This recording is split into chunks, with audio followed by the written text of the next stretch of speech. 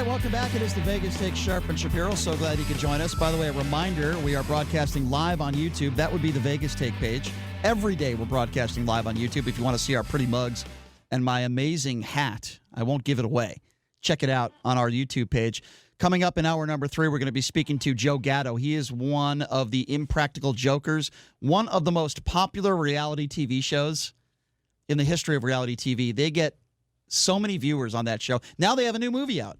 So we're going to talk to Joe Gatto about it. Great show. We'll get to the story. Apparently, Desiree Reed-Francois is in the mix for the UCLA athletic director job. We'll get to that coming up. Mike Babcock from TMZ Sports. And, of course, Hate Mail, our producer's favorite segment of the day. But really tragic story that I want to bring to you. News broke out yesterday in Milwaukee in a brewery. 6 people dead, 6 workers in that brewery, including the shooter, in a complete rampage. I mean, that's exactly what this was. It's one of the worst shootings now in Wisconsin history.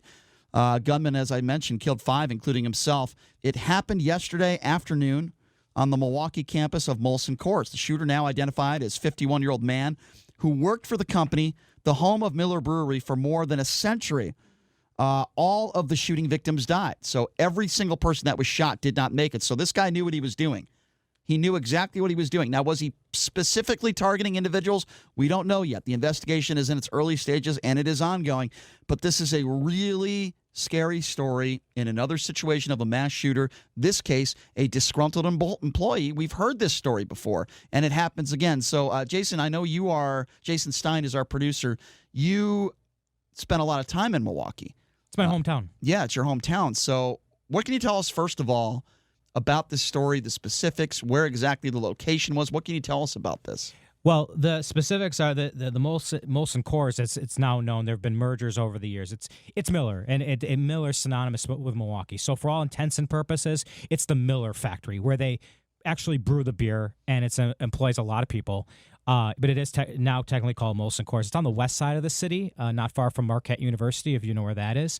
And Milwaukee is a city that, it's a big city. It's a city of about 1 million people when you incorporate the suburbs. But it's what and a lot of people call a small big city. There's not a lot to do there. This is not Vegas where you come here and there's a gazillion things to do. There aren't a lot of things for tourists to do in Milwaukee, but one of the things people love to do is they love to go to the Miller campus.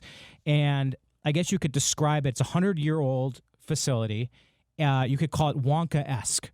All right, there's cobblestone. They got these beautiful old, 19th century buildings, and you can go and tour it, and they give you free beer, and it's great, and it's a great thing for tourists. So, and again, it has employed generations of people in Milwaukee, and so when something like this happens, it's pretty shocking. It's shocking anywhere. It's especially shocking in an iconic place like Miller. So what do we know about the details of this? My understanding is that it was a disgruntled employee. Well, what can you tell us? We don't know a lot of stuff. I've been following it.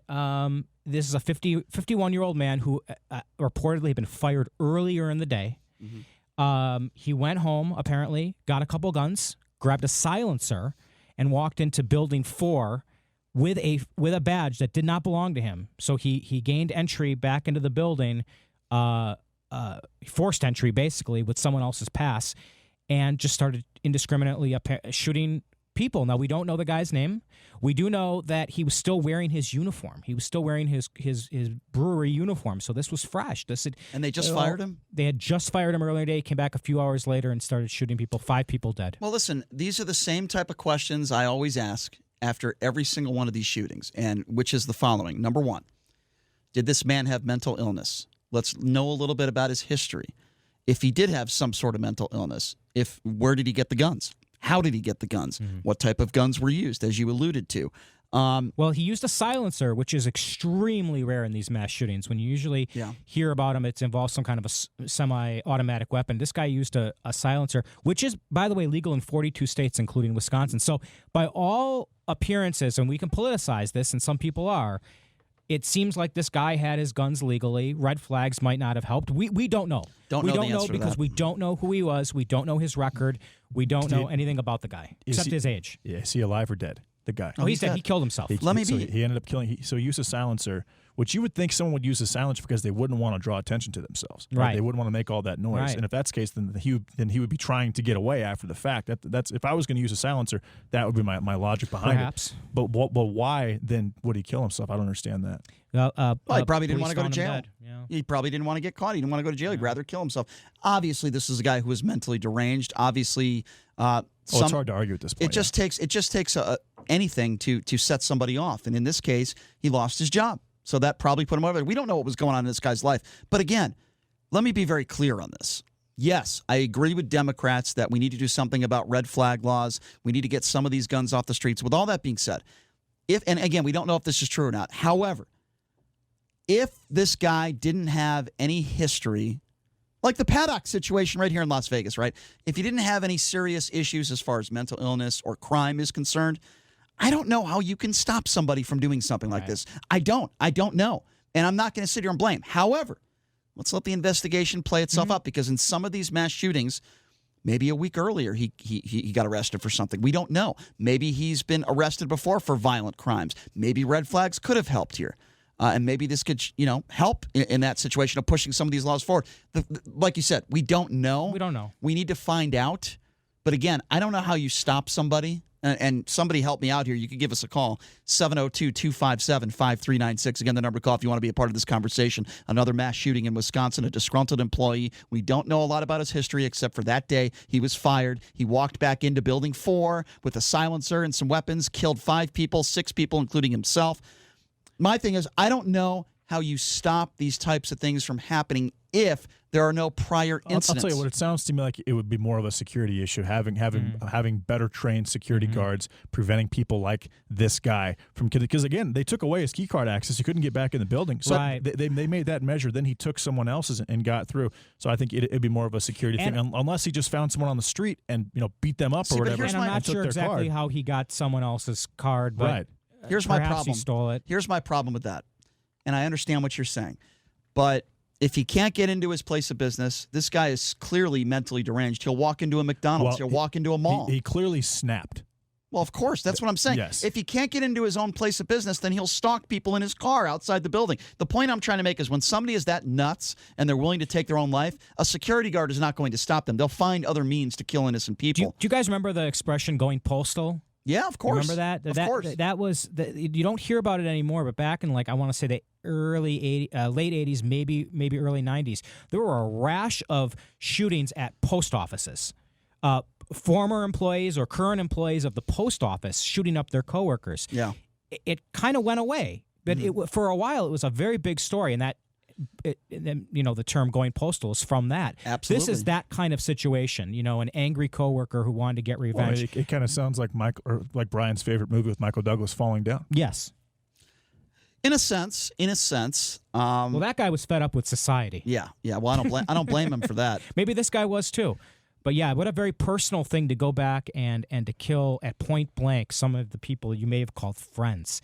Yeah. And coworkers and colleagues. So my question to you that are listening right now, you listeners, we had the biggest mass shooting in American history, right? 59 people have died from the October 1 shooting a few years ago. And I don't know what the answer is in regards to gun control to stop some of these people that don't have priors, that don't have any red flags in their life. I don't know how you can, except for this. Yes, I do believe we need to ban certain types of assault weapons, weapons of war, the types of weapons that are used in many of these mass shootings. I would start there. We need red flag laws. We need more information, obviously, on this shooting and what exactly took place. But my question to you listeners out there is, how do we stop? Because I don't have the answer to this. How do we stop a madman, but with no priors, from killing innocent people? I don't know. I ask you that question. How could we help prevent some of these mass shootings from happening? The number to call is 702-257-5396. Again, that number, if you want to be a part of the conversation, is 257-5396. Why don't we start off with Sean? Sean, you are first up here on the Vegas Take. What do you say about this? The answer is that we live in the minority. Bleep and report. We get Agatha Dupree. Bleep and Cogs. She will determine future. Bleep and murders. Okay, thank you for the Hey, call, Sean. Been a while, Sean. Thanks for calling in. I don't know. Obviously, you love Tom Cruise. What happened? I couldn't hear it. He's just prank caller. He's talking about how the Minority Report runs our life. There's nothing. that's great. There's nothing worse than when we talk about innocent people that have died just yesterday within 24 hours. Yeah. We have innocent people that have lost their lives. I guess that's why I should be in the next room screening the calls. And then we have somebody call in wanting to make light of people who have lost their lives. And I wonder if this person, Sean, has lost his mother or father, God forbid, or somebody in his family to a mass shooter.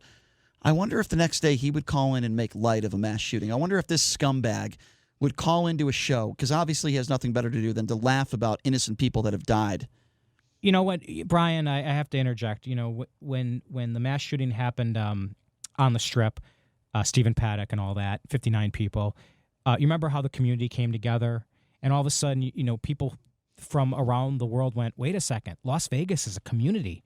It's not just a tourist place where you go to the Strip. These are people who live there and work there affected by this. Of course, yeah. Same thing in Milwaukee. It's a very small community, really, when you get down to it. Mm-hmm. And I just really want to mention really quick, Brian Boyle wrote for the LA Times an opinion piece that really, I think, sums it up really good. He used to live in Milwaukee, and he went to his editor and he said, I got to write an opinion on this because I used to live there, and I'm really affected by this. It's home, sure. And he wrote, of the Miller factory, it can be called the heart of Milwaukee, and it just took a bullet. Mm-hmm. But that was very powerful, and it also very explains what people there are feeling. Because even if you didn't work there, because this didn't affect the general public, okay, it affected those employees that were in Building 4, and it affected maybe the broader Miller Coors family. Right. But also, like I said, you bring your friends and family from out of town to the Miller factory. You drink Miller. You celebrate with Miller. The baseball stadium is called Miller Park, where the Brewers play. Right. You've had generations of families working there. So this is a bullet to the heart. This isn't just some random thing. This is something that people there are taking very personally. No question. Let's take some phone calls on this at 257-5396. Let's go to Bob. Well said, Stein. Well said. Bob, you are next up on the Vegas Take. What's going on? What's up, Bob? Well, hey, guys, I just wanted to add something to this story, and that is that, and this is just information, right?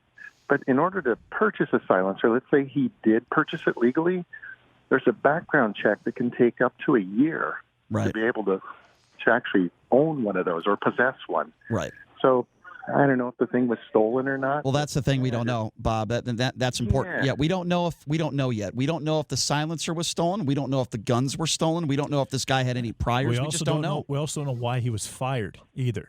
Well, why he was fired, we don't know. He could have had a mental breakdown. He could have had an assault situation with a family member. You've no idea. He could have something could have happened. We don't know that background either. Yeah. And I think we need to. No question. You don't know the background story. We only know the surface. Well, you're absolutely on this. You're right. At any rate, it's a tragedy. It's horrible. Yeah, Bob, we agree. It's horrible, and we do need some more information to come out to learn about this guy who decided to kill 5 innocent people. Bob, I appreciate the call. Thank you very much. Good call, Bob. Thank you. 257-5396. I believe we have a guy on the line right now who says he actually replaced the window at Mandalay Bay. Wow, this is something else. Let's talk to Brian. Brian, you're next up on the Vegas Take. What's going on? Hey, what's up, Brian? Hey, how you guys doing? Good. Doing okay. Is that true, Brian? You replaced the window at Mandalay Bay from the shooter? I did. My company, we actually did it, free of charge. Oh, my gosh. So you walked into that room. What was it like for you just walking into that room? That had to be eerie. You know what? It was the most eeriest feeling ever. When you actually got the eerie feeling before you entered that room. When you came out of that elevator corridor on that floor, yeah. The FBI had built a temp wall at the beginning of that hallway, so you couldn't even see down that hallway. And once they opened that door and you started going down that long hallway to his room, I mean, you see all the bullet holes in the walls everywhere. And it was just like, Brian, there are probably hundreds of people out there, maybe thousands like you, who have to go to a mass shooting. For example, let me give you an example, Brian. The Walmart shooting where 22 people were killed in Texas, El Paso. There were people that had to walk into that Walmart, that had to do the cleanup work, that had to go in there and fix the damage. I mean, there are a lot of people that are going through what you're going through, and I would imagine those are things that you never forget. No, it's, you know what? Once I went into that room, that picture is embedded into my brain. What did you see in there? What the investigation was over with, I would imagine, right? But what did you see in there? Did you still see like investigative stuff in there, tape or anything? Like what did you see? Like blood stain on the carpet? Like what did you see? I'm curious when he went into the room. Okay, so where he shot himself and he landed on the floor. Right. Where his head landed and all the blood came out, that part of the carpet was cut out and gone. Wow. They had a piece of tarp, like a red tarp, cut out over it with a white X.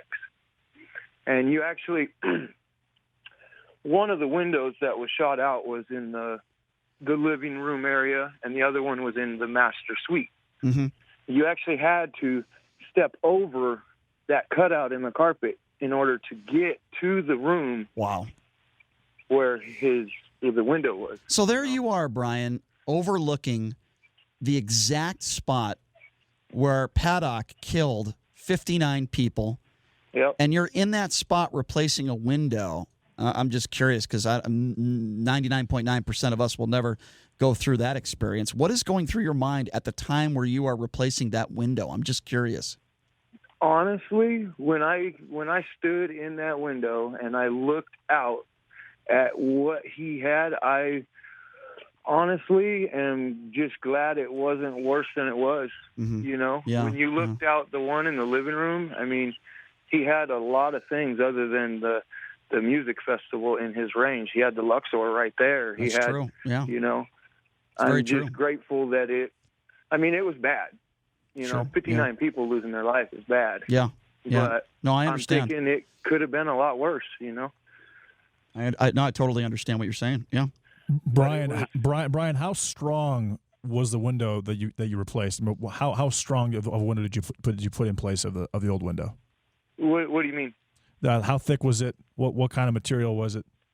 Okay, so I'm a union glazer here in town, and all these windows are just double pane insulated units. There's, your inboard piece of glass is tempered.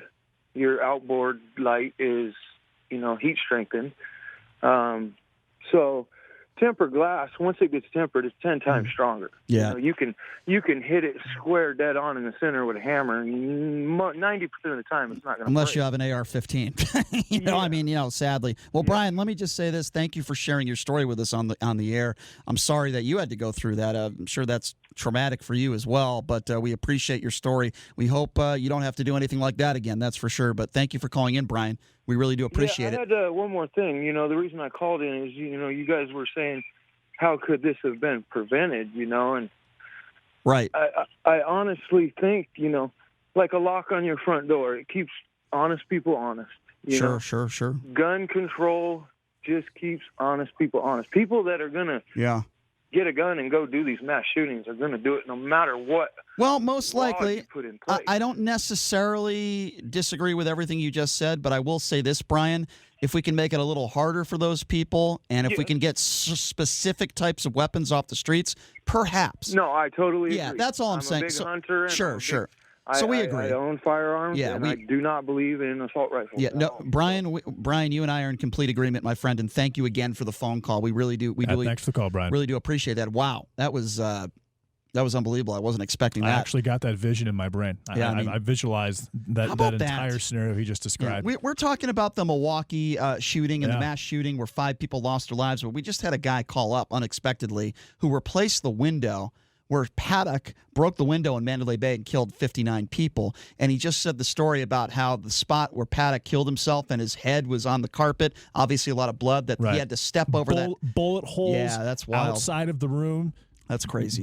Those walls had not been replaced yet. Yeah, that's very interesting. It's a wild story. 702-257-5396. Again, the number to call if you want to be a part of the conversation. Talking about this mass shooting again in Milwaukee where a disgruntled employee is fired. We've heard this story before, and then a couple hours later he walks right back into the building with a silencer and some weapons, kills 5 innocent people, including himself. Obviously, we need more information. But my question to you is, how do we prevent these types of things from happening if the guy didn't have any priors or history of mental illness? I don't know the answer. 257-5396. Let's go to Dave. Dave, you are next up on the Vegas Take. What's going on? Hey, what's up, Dave? Hi, guys. Yeah, it's a crazy world out here, let me tell you. Hey, I've been a trucker for the last, 40 40-some years. And, I worked with some guys that were, these guys are crazy. And they get fired. And I know we had security guards, and they were told, watch out for these guys. Don't let them back in. Where our security guards aren't armed, right? But it's we know in the world postal. I haven't heard that in a long time, but I remember that being said. For a long time. Some of these guys I worked with were definitely postal. But one thing, the guns is one way to, that's the typical way people kill. These big rigs. Someone goes out there and hijacks something, and you know how much damage these things can do? Oh, no question. No question. But the guns are the easy way. That's so how we're going to Dave, stop it, man, I don't know. Dave, as a trucker, are you armed to prevent yourself from that happening? Never. I'm not allowed. The company I drive for is. I've been driving all these years for basically one company, and we have rules. Do you think that you should be armed? No, absolutely. Well, Dave, let me say this though, Dave. You're right. Trucks can cause a lot of damage. There's a lot of different things that can be used as weapons. But I think you said it best, Dave. And by the way, I do appreciate the phone call. You said it best. It makes it easier for a criminal to kill as many people as possible when they can purchase these weapons of war.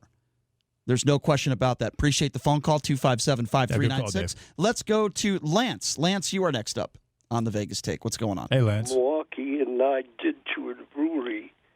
And I don't know what's wrong with these people. I mean, you know how many incidents there have been with people fired who've been shot? Yeah.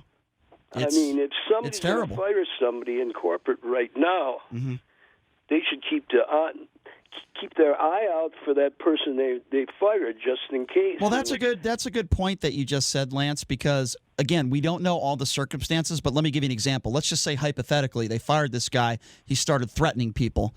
That guy cannot be allowed back on campus. You know what I mean? And again, we don't know if that happened or not, Lance, but I would imagine if the guy's going to come back a couple hours later, I don't think it's out of the realm of possibility that he did have some warning signs earlier in the day. You know what I mean? Right. Oh, I want to say, do you know who else is from Milwaukee? Right here in Nevada. Who's that? He's the big man in Nevada. Who's that? Governor Sissy. Okay. Well, I'm not gonna. I understand. The 10%. I understand. I'm not going to compare Governor Sisolak to a guy who just went into a building and killed 5 people. I'm not sure what that has to do with it. 257-5396. Not sure where he was going with that. Let's go to Bill. Bill, you're next up on the Vegas Take. What's going on? Not much. How's everything? Good. What's on your mind, Bill? Okay. Well, you talk about your gun control part, and I can say that, you had the moron that did the Oklahoma bombing. Right. Didn't do anything. It was just he decided to blow up that governmental building. Yes, and he did. later to find out why he did it, but he did it. Yep. Then they catch him and whatnot. That was his choice of what to do. Yep. Not necessarily, I don't think it's really guns, but like you said earlier, these people that get terminated from their job, get let go from their jobs or whatever. Yeah. Why there's not a policy, like you said, keep them off the property, keep them under some type of surveillance. No question, Bill. No question we agree on that. But when you say you don't think it's necessarily guns, the last 30, I'm not even going to use the term shootings, mass killings, what type of weaponry was used? Was it a bomb or was it a gun? No, I understand that, but the thing is that you talk about gun control. It's not only just necessarily what's the. It's not just like that. You said, it's easy to get the gun. Right. It's not easy to build a bomb.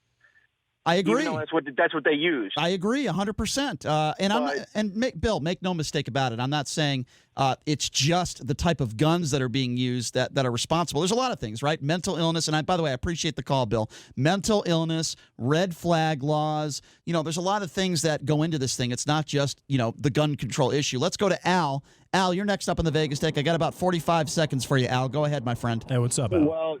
Hey, guys. Well, you said, JD, I'm glad you're feeling better. You said it best just now. It's not just about gun control. That's a part of it. That's a part of it, though. Well, no, it is. Yeah. It is, but there are a lot of methods no by question. which people can carry out these atrocities. No question. I just wanted to say that because that's actually what I was called to say. And I know you got to go. Maybe when you get back, you can answer my question from yesterday. What was that? I apologize. Klobuchar or Trump? Who you voting for? You did ask me that. I hate to say you this. told me 24 hours. You got to give me an answer to that. Al, I am a man of my word. I can't believe I'm going to answer this question that way. If it's Klobuchar and Trump, I'm going with Trump, my friend, and I happen to be wearing a Trump hat today. Al, I'm a man of my word. I said I would answer. I thought about it. You did, and you are a man of your word. JD, I'm glad you're back to witness, to hear that. That's a good soundbite. Thanks for the call, Al. I appreciate it. That's a good soundbite, and it's an even better video clip. Brian wearing his Donald Trump visor with his red shirt and his sunglasses, looking, and then his fake hair, saying, "If it's Klobuchar or Trump, I'm going Trump, baby. I love it." Okay, we got to take a quick break. When we come back, Joe Gatto from Impractical Jokers. You're listening to the Vegas Take.